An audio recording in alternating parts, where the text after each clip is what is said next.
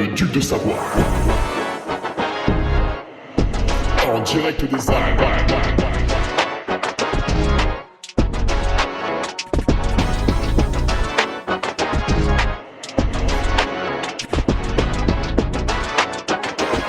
Le podcast de Hugo Ferrari. Allez, bonjour à tous, on se retrouve pour le petit podcast du mercredi, podcast numéro 305 avec aujourd'hui une question d'Adrien Philippe, patriote de la première heure, qui avait posé plusieurs questions et j'ai sélectionné une question qui a énormément de sens aujourd'hui, avec un hiver sans ski pour niquer les autres ou se faire niquer. Et oui, c'est vrai que cet hiver, j'ai décidé de ne pas skier du tout. L'an dernier, j'avais fait 12 sorties, ce qui était totalement pitoyable, puisque d'habitude, je suis entre 40 et 50. Enfin, d'habitude. Ouais, j'ai fait quelques hivers comme ça, notamment quand je vivais au Revard. Et là, Zobi, Walou, 0 sortie. Décision radicale. Et on va voir justement pourquoi. Si jusque-là ça a payé, et vu qu'on a une boule de cristal et qu'on peut lire l'avenir, n'hésitez pas, pour 100€, je vous donne les chiffres du loto. Aucune garantie bien sûr, mais donnez-moi les 100€, et après, on verra si ça peut avoir un impact sur l'avenir, puisque l'avenir c'est l'UTMB bien sûr. Quand on est un compétiteur d'ultra trail, on fait l'UTMB, et puis c'est tout. Alors, tout d'abord, quelques nouveaux patriotes à remercier cette semaine. Je vous ai dragué suite à l'écotrail et vous arrivez nombreux. Donc merci à Steven Piquet, Sébastien Salerno, Roméo Blanchard, Joanne Rousselin, Julien Desbois, Michael, Dorian Girard, Nicolas Guiberg, Olivier Dangros, Florian Mounolou, Adrien Rouel, j'ai écrit comme un cochon là. Hugo Sarzier, Yann Andro, Thomas Quentin, Marc Chian, Théo Chartier, Clément Taclet et le retour de Thomas Fondeur et de Marc Toussault. Voilà, Marc qui devait me croiser à Paris pour me donner un délicieux pot de miel, étant donné que Marc est apiculteur. Donc là, on est sur autre chose que du sucre importé d'Ukraine, parce qu'il faut que les gens achètent du sucre pas cher, mais en fait, quand on leur a vendu 200 fois le prix du cours, on les a un peu enculés quand même. Marc, j'ai bientôt fini mon pot, Marc. Putain, on s'est pas croisé à Paris alors que c'est une toute petite ville. Franchement, je comprends pas. Bienvenue à ces nouveaux patriotes, bien sûr, dans la Ducarmie, avec quand même un phénomène qui devient de plus en plus amusant, drôle, étant donné que il faudrait que j'en refasse d'ailleurs. On a quelques drapeaux. Et par exemple, Aurélien m'a encouragé sur l'écotrail avec le drapeau, voilà, en hurlant. Et il s'est même permis de beugler sur l'ami casquette verte qui, voilà, se prétend au jeu, est monté sur la tour Eiffel avec le drapeau du Carmi. Donc en fait, vous avez un type avec des baskets et un camelback, tout transpiré, puant, qui arborait fièrement un drapeau de la Savoie qui est monté au premier étage de la tour Eiffel. Il y a des attaques terroristes qui sont moins violentes que ça.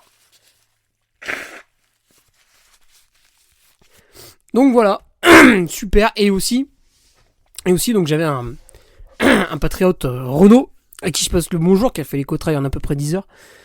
Renaud qui a couru avec le t-shirt du Carmi, donc le t-shirt évidemment 100% made in France, 0 supercherie, le t-shirt 90% en tissu recyclable, donc voilà le truc qui pèse dans le game, et avec un design exceptionnel. Et Renaud en fait, sur la fin du trail, s'est fait encourager par, je sais pas si c'était d'autres patriotes ou pas, je suis pas sûr.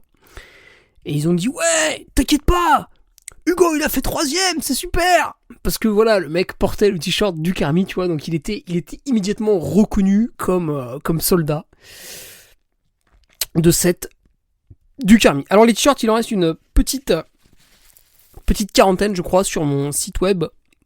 Voilà, pour les commander maintenant que les beaux jours arrivent. Toujours bien sûr les chaussettes, les manchettes.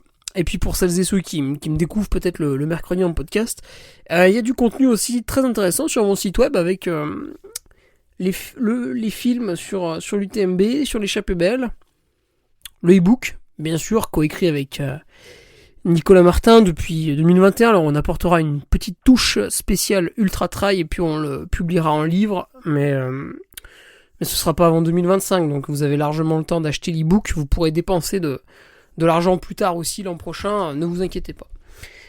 Mais ce ne sera bien sûr pas avant, puisque c'est un peu long. Voilà, d'un point de vue speaker, eh bien, il est temps de reprendre le micro ce week-end avec le trail de la Cité de Pierre, organisé de main de maître par Guillaume Prax et toute son équipe. Donc c'était le support l'an dernier des championnats de France. Là, ce sera une manche labellisée. Donc c'est la dernière manche, je crois, pour se qualifier pour le championnat de France à Buis-les-Baronnies le 7 avril. Et on a un petit plateau sympa sur le 31 km, là, quelques bons coureurs. Voilà, une épreuve sur 2 jours, parce que le samedi on a toutes les autres distances. Et un site merveilleux. Alors normalement il est annoncé beau temps. J'espère que ça va rester comme ça, parce que l'an dernier il pleuvait un peu, ça a gâché la fête, hein, quand même, il faut se le dire. Mais voilà, belle météo, des parcours assez joueurs et tout. Alors malheureusement j'aurais pas trop le temps de courir dessus, parce que le programme est très très dense, hein. L'ami Guillaume a bien condensé le bordel. Et surtout en partant j'ai de la route, donc le dimanche on pourra pas trop traîner.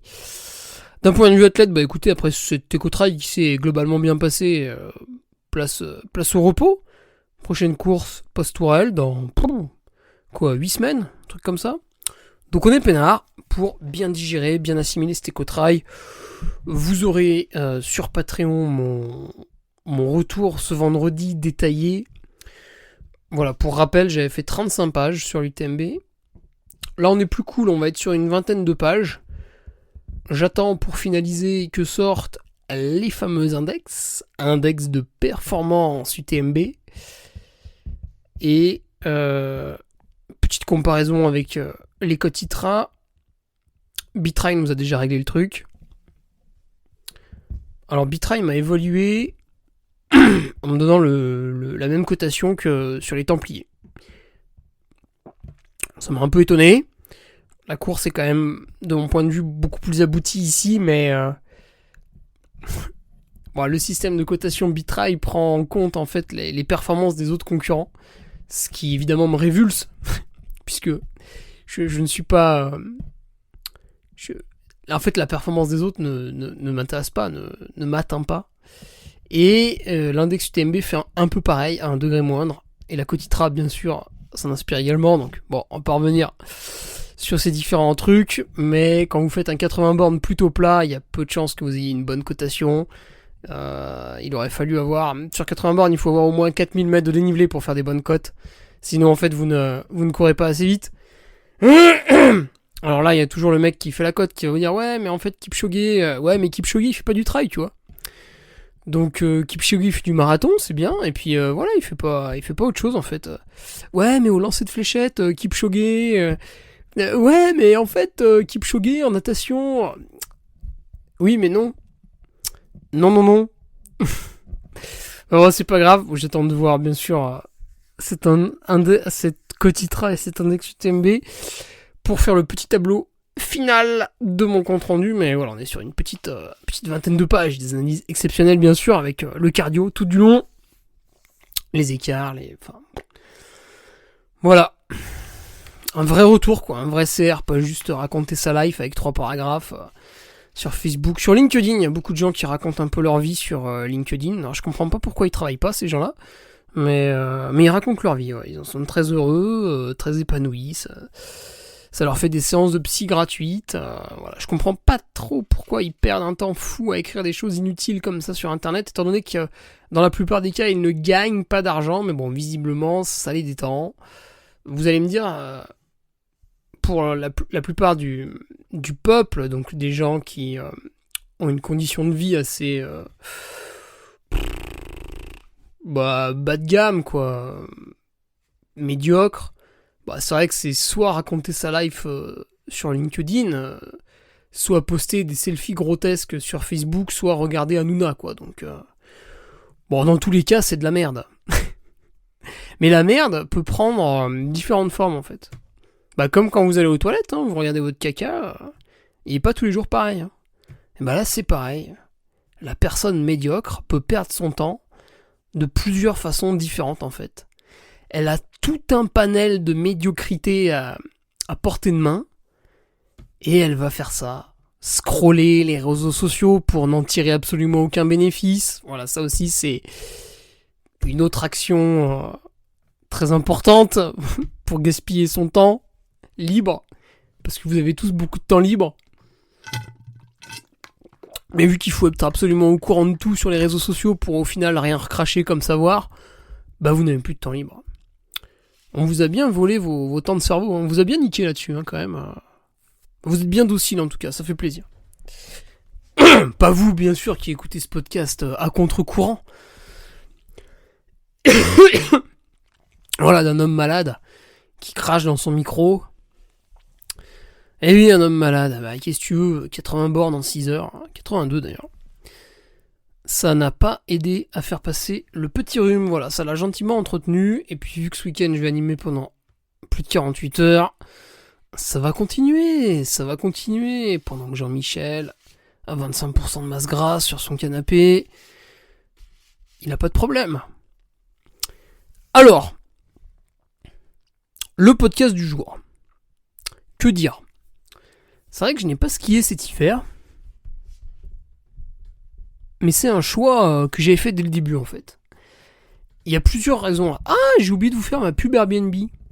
Ah oui, parce que vous vous foutez de ma gueule, parce que je suis passé dans le podcast Course épique aujourd'hui en fait. Alors pour info, Guillaume Lalu était sur le parcours de l'Écotrail et avait prévu de longue date un enregistrement au premier étage de la Tour Eiffel, lors des arrivées des coureurs.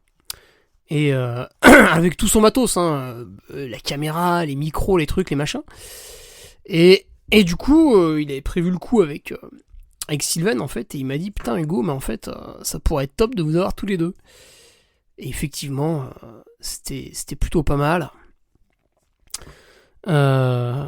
Et c'est vrai que je m'étais, et là il faut rendre à César ce qui est à César, je m'étais moqué des est-ce qu'on dit podcasteurs ? Ouais, on va le dire, parce que je m'en fous, c'est mon podcast en fait, donc je dis ce que je veux.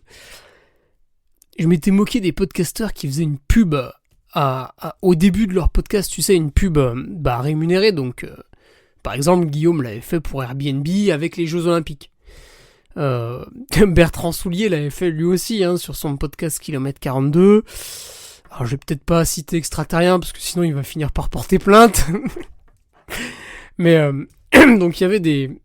Et c'est vrai que j'avais fait je m'étais moqué de manière à la Hugo, quoi, tu vois, de manière violente, virulente, grotesque, exagérée. J'avais fait un peu le pitre, voilà. C'était de la surexagération, donc forcément très drôle une fois que t'avais compris et passé les premiers et deuxième degrés, tu vois. Mais il y en a quand même un à qui ça a pas plu. Et c'était pas Guillaume. Et du coup, je lui ai demandé en face à face, tu vois, comme ça. Je lui ai dit, ouais, Guillaume, bon, t'es au courant, je me suis un peu moqué de tes pubs. Alors, on peut rajouter Mathieu Blanchard, avec Alliance, voilà, tu vois, il y en a beaucoup, il y en a beaucoup. Bah, vous allumez la télé, boum, il y a que ça, quoi. Et je lui dis, ouais, Guillaume, est-ce que tu l'as pas mal pris, tu vois, quand même. Et là, il m'a dit, oh non, moi, je m'en fous. Voilà. Ça, c'est quelqu'un de cool, un mec qui est pas névrosé. Voilà. Il voit qu'il y a un espèce de bouffon qui gesticule dans un coin et qui répond au nom d'Hugo Ferrari. Il s'inquiète pas, il est détendu, il a pas la pression, tout va bien, quoi. Et puis vous en avez d'autres qui se vexent. Mais bon. Du coup, j'ai dit à Guillaume, bah putain, tu sais quoi ? Parce que je pense qu'il faut quand même que je m'excuse. Et bah je vais faire une pub pour Airbnb, tu vois, dans mon podcast. Et en fait, je vais faire double emploi, d'une pierre deux coups même, tu vois, on va utiliser toutes les expressions françaises pour faire une pub pour mon Airbnb, en fait, parce que je loue des Airbnb. Et oui, étant donné que je suis un énorme bourgeois capitaliste qui pète dans la soie, je loue des Airbnb, je les loue très cher, et je vous ponctionne votre argent, je vous rince, je vous vide vos comptes. Je loue des Airbnb, donc, au Mont-Revard. Et oui, puisque j'y habite plus, donc pour payer les charges affolantes, parce que là-haut on se chauffe au fioul, hein, donc si tu veux, niveau écologie, nous, Sandrine Rousseau, là-haut, c'est plutôt du gangbang, tu vois. Et ça coûte très cher, donc forcément le truc je le mets en location, quoi. Donc sur Airbnb, vous pouvez trouver mon petit studio au Mont-Revard, enfin petit studio, il fait quand même 30 mètres carrés. En plus, je l'ai tout réaménagé, hein, donc là vraiment il est joli. Alors j'ai pris des conseils de femmes pour le réaménager, parce que sinon moi je suis nul. Donc faut remercier ma compagne. Et voilà, il est disponible sur Airbnb. L'été c'est bien parce que vous mourrez pas de chaud. Vous avez une différence de 10 degrés par rapport à Chambéry. Donc quand il fait 38 à Chambéry et que vous avez envie d'égorger des gens au hasard dans la rue parce que votre cerveau disjoncte à cause de la chaleur, et bah au Revard il fait 28 et vous dormez paisiblement. Putain, j'ai un truc bloqué dans la gorge. J'ai aussi des Airbnb, enfin un à Chambéry, donc là, par contre là vous êtes dans la chaleur un peu l'été. Hein. Et là c'est plus familial, tu vois, mode T3, petit Airbnb, allez-y. D'autant plus que Airbnb ne prend qu'une taxe de 30%, tu vois, ils prennent pas beaucoup. Hein. Donc quand tu payes 1000 euros, en fait j'en touche 700, quoi, tu vois. Et entre les deux, il y a quelqu'un qui s'est goinfré, il s'appelle Airbnb. J'ai vu ça parce qu'en fait, il y a une taxe sur le voyageur, donc qui est de quasiment 25%. Et il y a une taxe, c'est nouveau ça, c'est depuis... j'ai pas fait attention, hein, c'est peut-être depuis quelques mois, mais c'est relativement nouveau quand même. Il y a une taxe maintenant qui existe aussi sur l'hôte. Donc c'est 3-4%. Voilà, et quand vous additionnez les deux taxes, vous avez quasiment 30% de taxes. Voilà. Mais en tout cas, je fais ma petite pub, parce que voilà, j'ai 2 Airbnb à louer. Faut que l'argent revienne un peu sur les comptes bancaires, donc allez-y, jetez-vous dessus. Voilà, ils sont très jolis. Oh, en plus, je vais refaire la salle de bain dans celui à Chambéry aussi, donc... oh là, je vais devenir pauvre. Alors, il va falloir vite les louer, voilà, donc ma petite pub est faite, elle est passée. Allez, le podcast maintenant, avec... un hiver sans ski, bordel de merde, pourquoi ? Donc, l'objectif numéro 1, en fait, c'est que j'avais la flemme. Et oui, j'avais la flemme de faire de la voiture. Faire de la voiture parce que, étant donné que je n'habite plus au Mont-Revard, en fait avant je skiais beaucoup parce que si tu veux j'habitais sur le plateau. Donc déjà il y avait de la neige partout, pour courir c'était compliqué. Le vélo, c'était impossible. Allez, le pauvre connard qui va lever la main. Ah ouais, mais quand la route elle est dégagée, en t'habillant bien, tu peux... Ah, ferme ta gueule. Ah, putain, ferme ta gueule, tu y as pas habité. Tais-toi. Arrête d'imaginer des trucs dans ton appartement chauffé à 21 degrés, ça ne marche pas. Et donc quand j'y habitais, c'était ski de fond, un peu de home trainer, et puis course à pied quand il avait pas neigé 40 cm la veille. Mais souvent c'était des allers-retours sur les chemins à raquettes. Pas terrible. Et donc je skiais beaucoup, 40, 50 sorties à l'année, et puis souvent, 2-3 heures, des fois à la journée, 5-6 heures. Donc je skiais beaucoup, énormément. Et c'est vrai que depuis 2 ans, je suis donc j'habite proche du départ du Trail Nivelles-les-Revards, que j'organise, où je vous invite à vous inscrire avant qu'il n'y ait plus de place. Parce qu'après, il faudra me supplier à genoux et probablement me tailler une pipe pour obtenir un dossard. Je les donne à ce moment-là. Hein. Sur taillage de pipe, je donne le dossard assez facilement. Hein. On a le... Donc je suis dans la plaine et du coup j'ai 35 minutes de voiture pour monter. Et encore 35 minutes, c'est le jour où tout se passe bien, le jour où il n'y a pas trop de touristes sur la route, le jour où la route n'a pas été enneigée, donc difficile à pratiquer, etc. 35 minutes pour monter, 35 minutes pour descendre. Vous avez déjà 1h10 qui est partie en fumée. Quand cette 1h10 elle est partie en fumée, c'est 1h10 où vous êtes pas en train de vous entraîner, pas en train de récupérer et pas en train de travailler. C'est un temps de trajet. Au mieux, vous passez un coup de fil. Mais voilà, quoi. C'est vraiment 1h10 de perdu. Donc déjà, il y avait une optimisation de mon temps par rapport à ça. Après, il y a une optimisation entre guillemets financière parce que un forfait de ski de fond à l'année, cette année c'était 115 €. Un aller-retour en voiture, c'est 30 € parce que c'est même plus que ça. Je sais plus s'il y a 30 ou 35 km pour y aller. Et donc ça représente potentiellement 30 ou 35 € de dépenses. Vous y allez 10 fois, vous avez déjà lâché plus de 300 € et en général, quand même mieux y aller une vingtaine de fois. Donc vous avez lâché 600 € plus le billet 715 €. Ça fait déjà une grosse dépense pour faire du ski de fond. Donc la question c'est est-ce que ça vaut le coup, tu vois? Est-ce que ça vaut le coup de lâcher quasiment 1000 balles pour faire du ski de fond? Ouais, parce qu'après faut acheter un peu de fart. Voilà, donc on arrive à 1000 balles.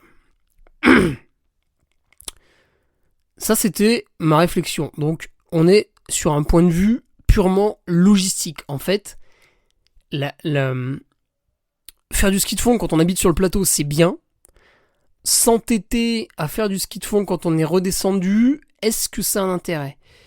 Et évidemment, celles et ceux qui en font de manière récréative, je comprends que eux, qu'ils y aillent 3, 5, 8, 12 ou 15 fois, ils vont en tirer le même plaisir. Parce qu'en fait, ils montent quand il fait beau et qu'il y a des bonnes conditions. Le problème, c'est que moi, je prépare des objectifs sportifs en course à pied. Et du coup, le ski de fond faisait partie intégrante de la préparation. Et si la séance, elle est prévue le mardi, c'est difficile de la décaler au mercredi parce qu'après, il faut décaler les autres séances, etc., etc. Donc, on peut pas tout anticiper. Donc, c'est un peu délicat. Et du coup, qu'est-ce qui se passe? C'est que tu te retrouves à faire tes séances sous des météos des fois un peu difficiles. Et du coup, tu peux même pas forcément faire ta séance parce que en fonction de la qualité de la neige, des fois tu vas juste pouvoir skier parce qu'il vient de neiger ou alors il a pas assez neigé, du coup tu tournes en rond sur une petite boucle. Enfin voilà. Il y a aussi cet aspect neige qui était très contraignant. Puisque c'est fini le temps où ça pose de la neige de ouf début décembre et puis après on surfe là-dessus. Ça c'est un peu terminé. Donc je voyais que j'étais dans une sorte d'entêtement. Tu sais, un peu comme toute notre civilisation. Globalement, on a tous compris que malheureusement, on a poussé le bouchon un peu trop loin point de vue industrie et ça crée tout un tas de problèmes. Ça, on l'a tous plus ou moins compris. Bon, il y a encore des débiles qui soit l'ont pas compris, soit prétendent que c'est une coïncidence, soit disent ouais mais on n'arrête pas le progrès, nique ta mère. Bref, la plupart des gens ont quand même compris que tiens, il fait quand même un petit peu de plus en plus chaud, il y a de moins en moins de neige chaque hiver, mais on continue à faire nos mêmes activités, nos vies remplies, à toujours commander les mêmes produits, Amazon, voilà, c'est quand même toujours pratique. Prendre la voiture, c'est quand même toujours pratique, etc. Donc on continue un petit peu à faire quand même tout ce qu'on faisait. D'une année sur l'autre, on n'a pas de gros changements, quoi. Et je me disais, putain, mais là, Hugo, t'es en train de faire exactement pareil, en fait. Tu es descendu du plateau du Revard, donc tu es loin du ski de fond maintenant, et tu t'entêtes à quand même vouloir continuer comme avant, alors que la situation est différente. Donc tu vois, en début d'hiver, j'ai mis tout ça bout à bout, et je me suis dit, putain, mais... En fait... Là, j'insiste alors qu'il faut lâcher, quoi. Faut lâcher. Et j'en ai profité également, du coup, pour revendre mon matériel, puisque, étant donné que la neige est de plus en plus rare, il arrivera un jour où ce sera terminé. Et ce jour-là, quand t'as du matériel de ski chez toi, tu peux le revendre à personne. Donc, je le revends avant, puisque tout le monde n'a pas compris encore que ça allait être bientôt terminé. Ou alors, certains veulent en profiter pendant encore 2-3 ans, ce qui est tout à fait louable, bien sûr. Mais moi, j'ai décidé, de couper le robinet. Et enfin, je ne vois pas pourquoi... Enfin, une fois que j'avais mis... on va arriver à l'objectif numéro 2, qui va être lié par cette phrase. Une fois que j'avais mis de côté toutes ces raisons logistiques qui faisaient que j'avais un réel coût en termes financiers, en termes temporels, en termes organisationnels et en termes de stress aussi, parce que putain, quand il faut changer chaque semaine ton emploi du temps avec tes sorties de ski, etc. Voilà, moi qui réalise beaucoup d'interviews, beaucoup d'enregistrements à la maison, à un moment donné, tu le fais à telle heure et pas à une autre. Donc c'est délicat de bouger les séances en fait. Quand on a un travail en fait, c'est comme ça que ça s'appelle au final. Et là on va bientôt taper sur les élites, je sais que vous aimez ça. Attendez, on y arrive. Donc je me suis dit, en fait, est-ce que c'est indispensable de faire du ski de fond ? Est-ce que c'est une plus-value ? J'habite en plaine, j'ai à ma disposition un vélo, si jamais il fait vraiment beau l'hiver. J'ai à ma disposition un home trainer pour travailler beaucoup de qualité. J'ai à ma disposition une salle de musculation, avec en plus mon préparateur physique. J'ai à ma disposition la forêt, du dénivelé pour courir à pied, du plat. Je suis licencié au club FFA d'Aix-les-Bains, j'y vais 2 soirs par semaine pour travailler la vitesse. Donc j'ai quand même à ma disposition tout un panel de choses qui sont beaucoup plus faciles d'accès, beaucoup plus prévisibles, beaucoup plus quantifiables et qui demandent un peu moins de temps que pratiquer le ski de fond. Donc je me suis dit, mais putain, par rapport à tout ça, qu'est-ce que va bien pouvoir m'apporter le ski de fond, tu vois ? Je me suis dit, mais en fait, il n'y a pas une vraie plus-value. Peut-être est-ce juste un outil selon son lieu d'habitation. Et à ce moment-là, visiblement, je suis en train de comprendre qu'il m'est devenu néfaste. À moi, peut-être pas le citadin, mais du coup, l'homme des plaines, parce que je suis retourné en plaine depuis décembre 2021. Eh bien, une fois que j'avais fait tout ça, parce que vous avez toujours, et c'est là où je dis on va taper un peu sur le zélite, ça lui fait du bien, ça le remet un peu sur terre. Vous avez ces sportifs qui sont soit professionnels, soit semi-pro, soit qui vivent du cachet de leur sponsor, plus d'un emploi plus ou moins mi-temps, ou m'a-t-on raconté parfois, mais je ne suis pas allé vérifier, peut-être certains qui se déclarent comme étant au RSA, ce qui serait absolument dégueulasse, mais peut-être certains le font, je ne sais pas, je n'ai pas d'informations là-dessus. C'est des personnes qui me racontent des choses mais qui refusent de m'apporter des preuves, donc pour l'instant je ne peux que colporter la rumeur, parce qu'on est des salopes ici. Mais voilà, c'est des sportifs qui, en fait, à un moment donné, ils ont trop de temps libre, parce qu'ils produisent rien, ou voilà, ils font juste du sport.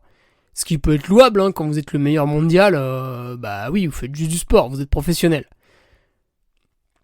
Mais, du coup, vu qu'ils ont énormément de temps libre, parfois, ils font ce qu'on appelle du sport récréatif ou occupationnel. Je sais plus comment Thomas Laure-Blanchet avait qualifié ce terme, enfin cette action. C'est-à-dire que à un moment donné, t'as une après-midi de libre et t'as fait tout ton entraînement de la semaine.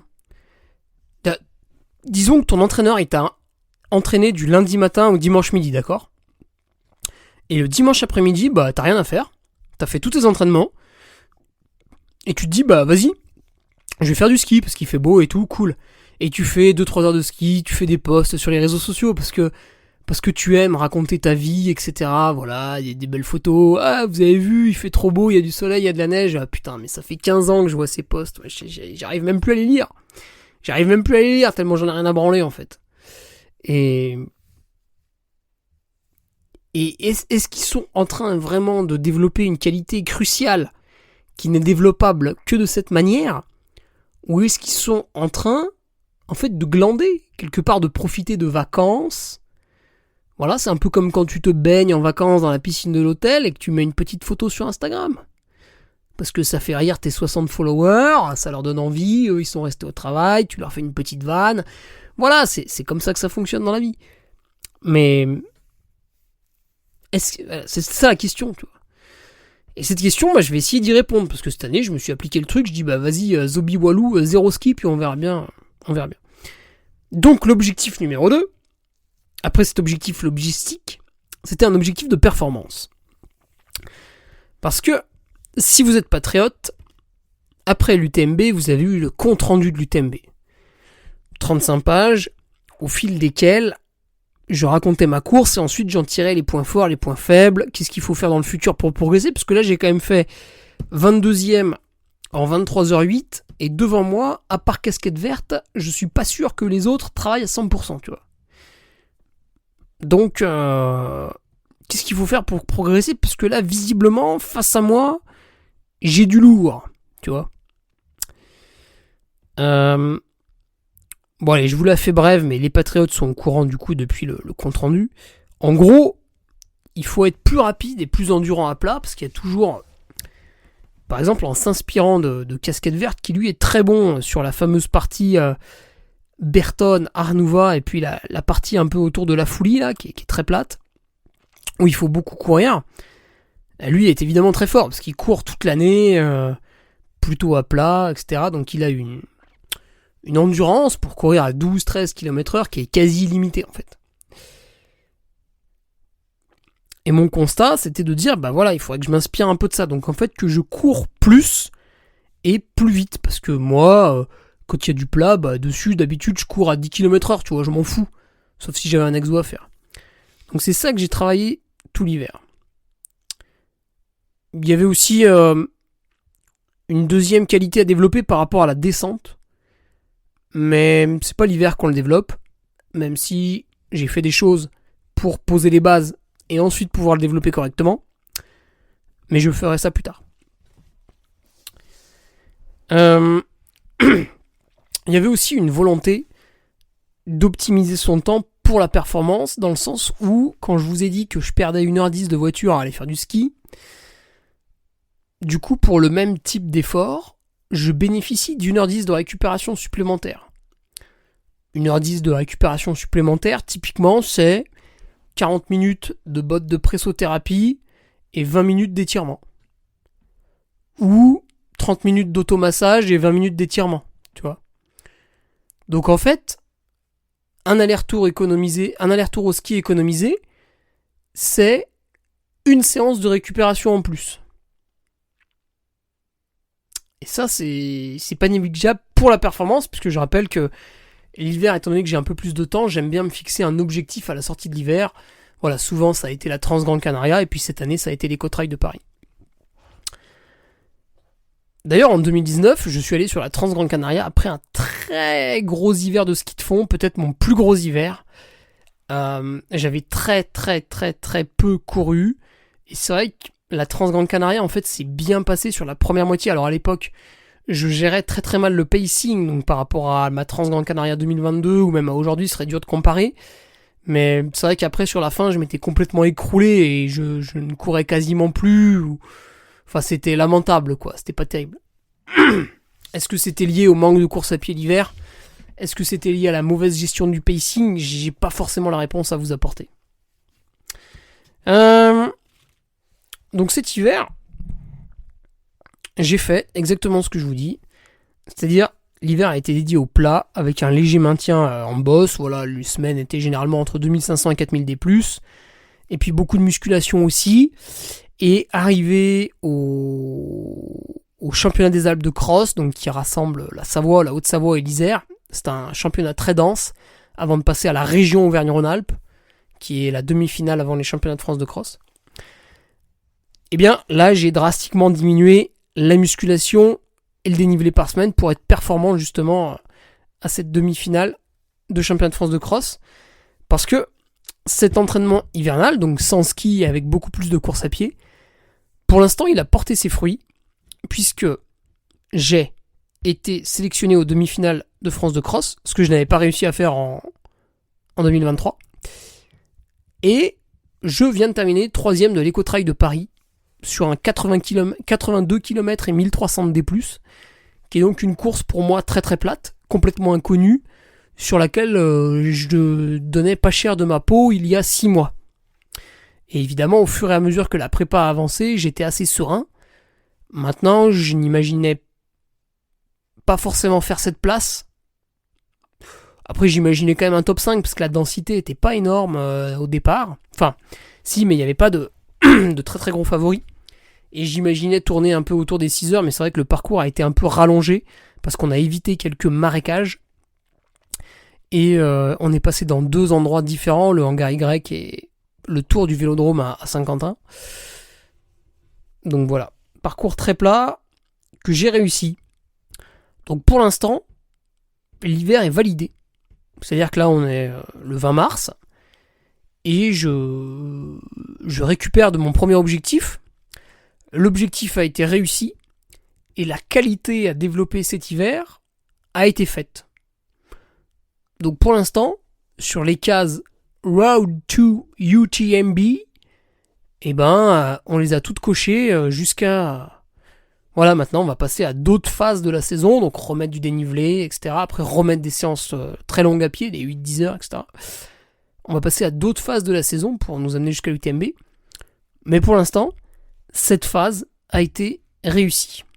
Alors, revenons un peu à la question initiale, parce que la question initiale, c'est un hiver sans ski pour niquer les autres ou se faire niquer.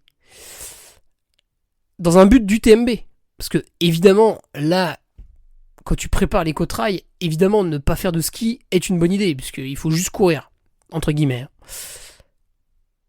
Donc, la vraie question, c'est est-ce que cet hiver différent va servir pour l'UTMB ? Eh bien, mon petit Adrien, j'ai envie de te dire, réponse fin août. Mais, est-ce que c'est si facile que ça ? Est-ce que fin août, quand je passe la ligne d'arrivée avec un chrono amélioré ou pas à l'UTMB, est-ce qu'on va dire « Ah bah c'est à cause de l'hiver qu'il a fait », « Ah bah c'est grâce à l'hiver qu'il a fait ». Si vous êtes débile, vous pouvez avoir ce genre de réflexion. Maintenant, je pense que vous êtes plutôt intelligent sur ce podcast, et donc vous n'allez pas tomber dans le panneau, et vous allez analyser plusieurs paramètres. Qu'est-ce qu'a fait le Duc avant l'UTMB ? Parce que là, je viens de valider un bon hiver. Mais on est le 20 mars. Le départ de l'UTMB, il est dans 1, 2, 3, 4, 5 mois et demi. Ça veut dire qu'il faut continuer à faire des choses intelligentes et régulières pendant 5 mois et demi pour espérer obtenir une performance le jour J. Donc, on a fait une première étape. Il faut réussir toutes les autres. Et c'est en assemblant la réussite de toutes les étapes qu'on a une réussite sur l'objectif final. Par exemple, est-ce que je refais un stage en altitude à Tignes ou pas ? Parce que peut-être que je peux aussi m'entraîner à la maison et que ça peut être aussi bien. Peut-être que ce serait une erreur et que du coup ça marcherait pas. Voilà, ça on sait pas. Donc c'est une décision que je vais prendre en mai. La météo du jour J, puisque à l'UTMB, ça fait plusieurs années qu'il fait très beau. Bon qu'est-ce qui se passe ? Comment je réagis si c'est horrible, tu vois ? Il reste 5 mois et demi à se préparer. Et ça pourrait être l'objet d'un podcast. Je remercie mon patriote JC qui a posé la question. Putain, ouais. En plus, le mec ressemble à Jésus. Et son prénom, c'est les initiales de Jésus-Christ. Putain, il y a un truc quand même là. Il y a un truc quand même là, JC. Tu vois, qu'est-ce qui se passe si je me fais une entorse en juin, en juillet, ça retarde la prépa, machin, truc bidule. Donc là, j'ai 5 mois et demi où il faut être parfait, en fait. Qu'est-ce qui se passe si je gère pas très bien le mois de mai ? Parce que c'est un mois qui est difficile pour moi, avec des très grosses animations de course. Il y a des semaines où je vais bosser entre 4 et 5 jours. Alors, c'est pas comme quand toi, tu vas au travail de 9h à 17h. Hein, ça ressemble pas du tout à ça. Il y a du déplacement, tu dors pas chez toi, pas sur ton matelas. Il est souvent de très très mauvaise qualité, il faut quand même le dire. Ce que les gens nous donnent comme logement, la bouffe, elle est complètement oubliée en général. Donc même si tu ramènes des trucs, c'est foiré, c'est pathétique. S'entraîner, très souvent tu oublies. Voilà. Donc le mois de mai, délicat. En plus, il y a la course que j'organise, le TNR. Donc terrible combo le mois de mai. Voilà, il faut bien le gérer. Donc gérer la charge de travail qui en fait pour moi est fluctuante. C'est ça un peu le problème. Alors des fois tu vas me voir faire 7 heures de vélo, tu vas dire oh putain c'est génial, le type branle rien, il se régale quoi toute la journée et tout. Oui, mais en fait ça fait 4 jours que j'anime le trail de Haute-Provence, tu vois, des trucs comme ça. Parce que tu vois, en fait les gens à chaque fois quand ils regardent la vie des autres, ils regardent que les bons côtés, tu sais. Ah putain, mais lui il a trop de chance parce que ceci, parce que cela, nanana. Mais regardez dans la globalité quoi. Donc tu peux pas dire que j'ai réussi à l'UTMB uniquement parce que j'ai changé mon mode de préparation hivernale. Évidemment c'est un axe de changement fort et ça pourra être lié, mais derrière, en fait, il faudrait que je réussisse à faire exactement ce que j'ai fait l'an passé. Donc mai, juin, juillet, août. Je suis parti pour faire plus ou moins la même chose, donc je suis assez confiant. Mais voilà, il peut y avoir des imprévus, donc en fait tout reste à faire, on peut pas juger maintenant. Par exemple, Jim Wamsley remporte l'UTMB en 2023, et ça coïncide avec l'année où il a fait du ski de rando tout l'hiver parce qu'il habitait à Arèche. Enfin d'ailleurs il y habite toujours. Et donc le mec un peu stupide va te dire, ah bah ouais, bah, il a gagné l'UTMB parce qu'il s'est mis au ski de rando. Il y a une version 2 de l'histoire qui raconte qu'il a gagné l'UTMB parce que le mec vient depuis 2017, il a fait plein d'erreurs, tout le temps, ça fait 5 ans qu'il corrige les erreurs, et là ça y est, c'est la 6ème année, il a corrigé toutes les erreurs, et vu qu'il a un potentiel physique hors du commun, donc 1h03 sur semi-marathon, 2h13 sur marathon, le mec sait courir, donc une fois qu'il a aligné toutes les planètes, il descend très très bien, il descend très vite. Une fois qu'il a aligné toutes les planètes, oui, il a gagné l'UTMB. Alors, coïncidence, c'est l'année où il a fait l'hiver sur les skis de rando. Maintenant, le mec qui m'assure que c'est à cause de ça, ça me fait quand même doucement rigoler. Parce qu'on oublie son passif de coureur. C'est-à-dire que jusqu'à juillet 2022, Jim Wamsley était quelqu'un qui courait énormément, avec des moyennes très élevées, avec beaucoup de dénivelé aussi, parce qu'il faisait tout en fait, autour de Flagstaff, Phoenix, tout ça, dans les Grands Canyons, etc.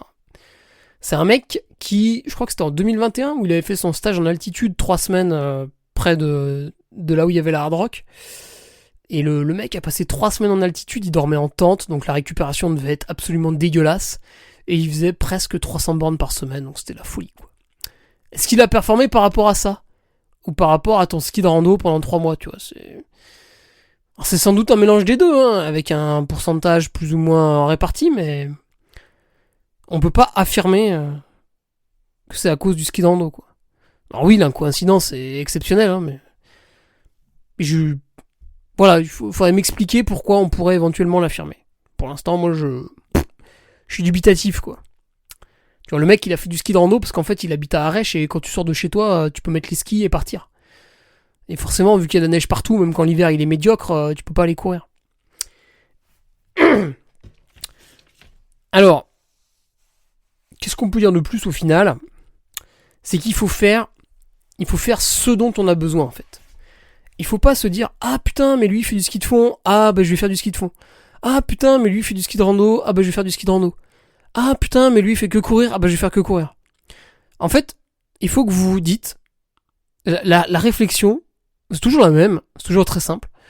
Vous dites, bon, cette année, mon objectif c'est ça. Moi cette année j'ai envie de faire ça. Cette course là, elle me tient à cœur. Je vais mettre le paquet pour la réussir, vivre un bon moment, etc. Parce que même si vous n'avez pas un objectif de performance, quand vous faites une course longue, bah si vous êtes bien entraîné, c'est moins dur. Donc c'est quand même plus agréable de bien vivre l'événement plutôt que de le subir. Enfin, je pense. Du coup, vous dites, bah ça c'est mon objectif. Putain, pour y arriver, qu'est-ce qu'il faut que je fasse ? Ah bah je manque de muscles. Ah ben je manque de vitesse. Ah ben je manque d'entraînement à pied. Ah bah je cours déjà beaucoup, mais vu que c'est un ultra en montagne, peut-être que je manque d'endurance de force, machin, truc bidule. Et selon ce dont vous avez besoin, selon vos dispositions horaires, bah vous allez choisir telle ou telle stratégie. Peut-être que quelqu'un qui a un emploi classique du lundi au vendredi, horaire de bureau, 9h-17h, en week-end le samedi dimanche, bah peut-être que lui, il va se coller des sorties longues en ski le week-end, une sortie longue en ski, une sortie longue à pied, puis le reste de la semaine de l'entretien à pied, tu vois. Peut-être que un mec qui court pas beaucoup et qui faisait un peu tous les sports, du vélo, de la course à pied, de la natation, tout ce que tu veux, du ski, tout ça, et qui va, cette année, il décide de faire un marathon, ben peut-être que lui, il va complètement abandonner les autres sports pour faire que courir. Toi, il y a plein d'exemples comme ça.